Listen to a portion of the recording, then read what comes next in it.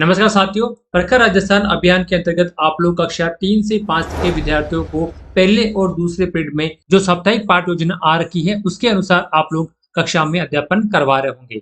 आज की इस वीडियो में मैं आपको बताने वाला हूँ कि आप लोग सप्ताह 3 की दैनिक शिक्षण पाठ योजना रजिस्टर में किस प्रकार से आप लोगों को लिखनी है, साथ ही आपको साप्ताहिक पाठ योजना में किस प्रकार से क्लास में बच्चों को पढ़ाना है।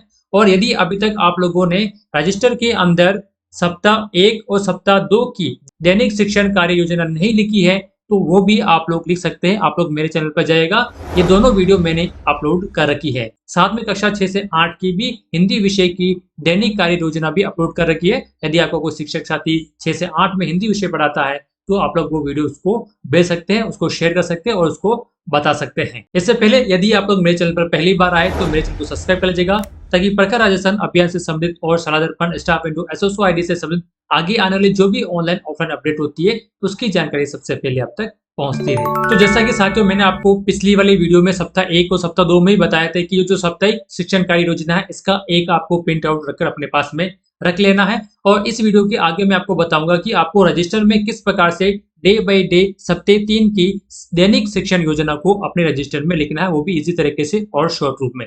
देखिए बहुत सारी वीडियो मैंने देखी है, बहुत सारे शिक्षक साथी भी मेरे से कहते हैं कि सर ये तो बहुत शॉर्ट है, लेकिन आपको शॉर्ट ही लिखना है। ये जो मैं आपको बता रहा हूँ ये तो न ज्यादा शॉर्ट है न ज्यादा लॉन्ग है, एकदम बिल्कुल परफेक्ट है। तो आप लोग उसको सेम टू सेम लिख सकते हैं या फिर अपने अनुसार इसको चेंज भी कर सकते हैं। ज्यादा लिखने से कोई मतलब नहीं है, क्योंकि हम लोगों को सिर्फ दैनिक शिक्षण कार्य जो योजना है वो रजिस्टर में लिखनी है ताकि कोई अधिकारी आए तो आप उसको बता सके। पूरा काम आप लोगों को क्लास के अंदर बच्चों को पढ़ाने के लिए करना है। तो देखिए सप्ताह 3 के अंदर आप लोग इस बार जो वर्ण लेंगे ते, पे, गे, मे, उ, ए, उ, ओ और औ, और मात्रा आपको पढ़ानी है बच्चों को ई और ओ की। तो देखिए यहाँ से मैं आपको शॉर्ट में समझा देता हूँ, क्योंकि आप लोग शिक्षक है, आपको जानते हैं किस प्रकार से आप लोग कक्षा में आपको पढ़ाना है। तो सबसे पहले आपको पुनरावृत्ति कर देनी है, जो आप लोगों ने सप्ताह 1 और सप्ताह 2 में जो पढ़ाया है वापस से उसको एक बार पुनरावृत्ति कर दीजिएगा। उसके बाद मौखिक भाषा विकास के अंदर आप लोगों को बच्चों को एक कविता पढ़ानी है, जो कि एक गतिविधि कार्ड 23 के अंतर्गत लिखी हुई है। उस कविता को हाव भाव से आप लोगों को बच्चों को समझाना है और कविता में जो मुख्य बातें आई है उसको बच्चों के साथ में चर्चा करनी है और सुनी कविता के आधार पर बच्चों को इसे आगे बढ़ाने के लिए कहना है। इसके लिए आप लोग गतिविधि कार्ड 22 और 28 काम में ले सकते हैं। इसी तरह से डी कोडिंग के अंदर आप लोगों को ते, उ, ए, ओ के फ्लैश कार्ड और मात्रा ई की मात्रा पर काम आप लोगों को करना है। जो संबंधित वर्ण है उससे आप लोगों को बनने वाले चित्र दिखाने और उनको बोलना कि इसकी प्रथम ध्वनि क्या होगी। इसी तरह से वर्ण कार्ड के माध्यम से संबंधित वर्ण की पहचान आपको कराना है। समूह बी के बच्चों को वर्ण कार्डों से नए शब्द बनाने और शिक्षक एक उदाहरण देगा और कुछ समय बाद में बच्चों द्वारा बनाए गए नए शब्दों को पढ़वाएगा। और इसके लिए आप लोग काम में ले सकते हैं योजना संबंधित वर्ण कार्ड और मात्रा कार्ड का उपयोग कर सकते हैं। धारा प्रभाव पठन को समझने के लिए आपको एक ग्रुप के बच्चों को सभी विद्यार्थियों से शब्द कार्ड का पठन करवाना है, यानी कि जो शब्द कार्ड होगा जो कि आपको एबल किट के अंदर मिलेगा उनको पढ़ाना है और नए शब्दों को अर्थ बताना है। साथ में नए शब्दों को आपको वाक्यों में प्रयोग करवाना भी आपको सिखाना है। इसी प्रकार से समूह बी वाले विद्यार्थियों को भी कविता से आपको 8 से 10 पंक्ति की जो कविता है उसका पठन करवाना है। इसे जुड़े हुए कुछ कल्पना संबंधित आपको प्रश्न करना है और कविता को आगे बढ़ाना है। इसके लिए आप लोग कक्षा 1 और 2 की गतिविधि कार्ड 24 काम में ले सकते हैं और कक्षा 3 से 5 की जो कार्यपत्र के हिंदी विषय का वो 50 काम में ले सकते हैं। सबसे लास्ट में आप लोगों को लेखन कार्य करवाना है। दोनों समूह से सीखे गए वर्ण मात्राओं से बनने वाले 3 से 4 शब्दों को आपको लेखन करवाना है। तो ये पूरे सप्ताह का एक कार्यविधि हो गई है। अब इसी कार्यविधि को आप लोगों को डे बाय डे रजिस्टर में किस प्रकार से लिखना है वो मैं थोड़ा सा आप लोगों को बता देता हूँ। तो सबसे पहले आप लोगों को जो सप्ताह 3 का जो मुख्य टॉपिक रहेगा वो रहेगा वर्णों से कविता तक पठन, लेखन और भाषा विकास। ये आप लोग सबसे ऊपर लिख देना है और उसी के नीचे आपको विषय वस्तु भी लिख देनी है, जो जैसा कि आपके स्क्रीन पर दिख रहा होगा सेम टू सेम आपको लिख देना है।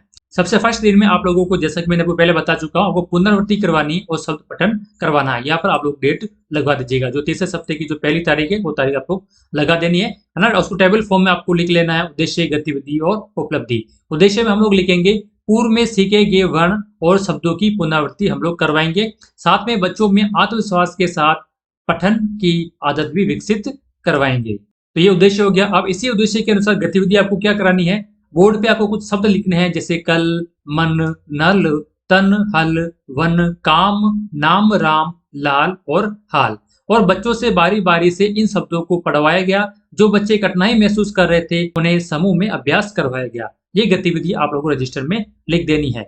उपलब्धि में हम लोग लिखेंगे अधिकांश बच्चे बिना झिझक शब्द पढ़ने लगे और कमजोर बच्चों में भी शब्द पहचानने की क्षमता में सुधार आया। तो ये पहले दिन की दैनिक गतिविधि आप लोगों को रजिस्टर में लिख देनी है।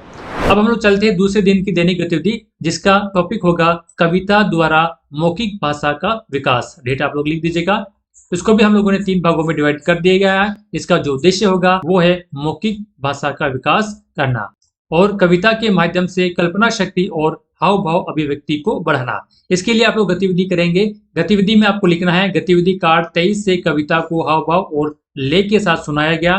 कविता में आए गए मुख्य शब्दों पर चर्चा की गई। बच्चों से कहा कि ये कविता को अपने तरीके से आगे बढ़ाए। इससे बच्चों में क्या विकास होगा? बच्चों ने कविता को आनंद से लेकर सुना और दोहराया। इसी तरह से कुछ बच्चों ने अपने शब्दों में कविता को आगे बढ़ाया और सुनाया। तो इस प्रकार से आप लोग जो दूसरे दिन की जो दैनिक पाठ्य योजना है उसको अपने रजिस्टर में लिख सकते हैं। मैं आपको बार बार कहता हूं, ये मैंने मेरी तरफ से बना रखा है। आपके दिमाग में और कुछ आइडिया आता है तो आप लोग वो भी इसमें जोड़ सकते हैं, या फिर कुछ अच्छा नहीं लगा तो उसको आप लोग हटा भी सकते हैं। चलिए अगले दिन पे हम लोग चलते हैं तीसरे दिन की कार्य योजना में, जिसका नाम है ध्वनि प्रतीक संयोजन और शब्द निर्माण, है ना। और डेटा आप लोगों को लिख देनी है।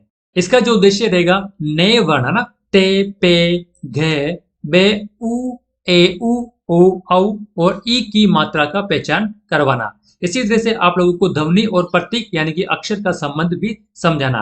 गतिविधि में हम लोग लिखेंगे बच्चों से चित्रों के नाम पूछेंगे और प्रथम ध्वनि बताएगी, है ना। जो कार्ड होते हैं उसमें चित्र बने हुए होते हैं, उस चित्र को दिखाना है और बच्चों को कहना है कि प्रथम ध्वनि इसकी कौन सी होगी वो आपको बताना है। जैसे हाथी का हा, पंखा का पे, गाय का घा और बकरी का बे जैसे शब्दों का अभ्यास करवाया गया। इसी तरह से वर्ण कार्ड से नए शब्द बनाए और बच्चों को पढ़वाया गया।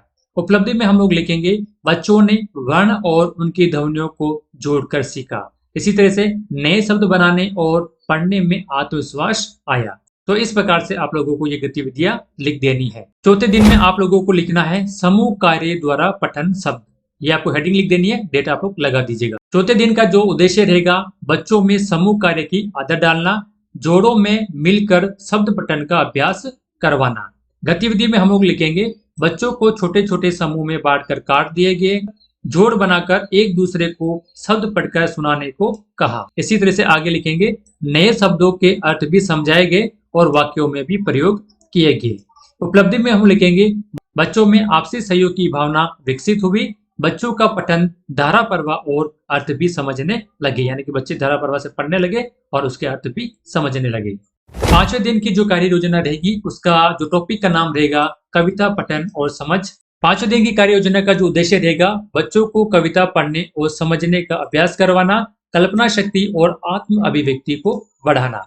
गतिविधि में हम लोग लिखेंगे बच्चों से कविता की 8 से 10 पंक्तियां पढ़वाई गई। कविता से जुड़े प्रश्न जैसे कवि क्या कहना चाहता है बच्चों से पूछा गया। बच्चों को कविता को अपने शब्दों में दोहराने के लिए प्रोत्साहित किया गया। तो ये आप लोग गतिविधि में लिख देनी है। इससे विद्यार्थियों में क्या विकास होगा? बच्चों ने कविता को पढ़ने के साथ उसका अर्थ भी समझा और उन्होंने अपनी कल्पना से कविता को आगे भी बढ़ाया। तो ये 5वें दिन की गतिविधि आप लोगों को रजिस्टर में लिख देनी है। कोशिश करें कि आप लोगों को एक ही पेज में या फिर 1-1.5 पेज में पूरे सप्ताह की कार्यविधि जो मैंने आपको यहाँ बताई गई है उसको आप लोग लिख सकते हैं, जिससे अधिकारी भी देखने को भी समझ में आ जाएगा और आपको भी समझ में आ जाएगा। उसके बाद छठे दिन पे चलते हैं हम लोग, सप्ताह का लास्ट दिन, जिसका की टॉपिक का नाम रहेगा लेखन और श्रुति लेख अभ्यास। इसका उद्देश्य होगा लेखन क्षमता को मजबूत करना और सुने हुए शब्दों को सही से लिखने की आदत डालना। इसकी गतिविधि हो जाएगी सीखे गए वर्णों और मात्राओं से 3 से 4 शब्द आप लोगों को बच्चों से लिखवाना है। श्रुति लेख के रूप में शब्द बोले और बच्चों से कॉपी में लिखवाए। कॉपी चेक करते समय सही गलत का तुरंत फीडबैक आप लोगों को देना है। तो ये आप लोगों को छठे दिन की गतिविधि में लिख देना है। इससे उपलब्धि क्या प्राप्त होगी? बच्चों ने शब्दों को शुद्ध लेखन किया, लेखन में आत्मविश्वास और पठन लेखन दोनों के संतुलन आया। तो ये छठे दिन की दैनिक शिक्षण कार्य विधि थी, जिसको कि आप लोगों को अपने रजिस्टर में लिख लेनी है। तो इस प्रकार से आप लोगों को कक्षा 3 से 5 की हिंदी विषय की सप्ताह 3 की जो दैनिक शिक्षण कार्य योजना है वो मैंने आप लोगों को बता दी। आपको उसको पूरा रजिस्टर में लिख लेना है। यदि वीडियो अच्छी लगी तो लाइक कीजिएगा और अपने हिंदी विषय के शिक्षक साथियों के साथ जरूर शेयर कीजिएगा। और यदि आप लोग मेरे चैनल पर पहली बार आए, मेरे चैनल पर नए आए, तो मेरे चैनल को सब्सक्राइब कर लीजिएगा, ताकि प्रखर राजस्थान अभियान से आगे आने वाले सप्ताहों की दैनिक शिक्षण योजना भी आप लोगों के पास में पहुंचती रहे। इसी के साथ शाला दर्पण, स्टार विंडो शिक्षा से संबंधित जो भी ऑनलाइन अपडेट होती है उसकी जानकारी भी आप लोगों तक पहुंचती रहे।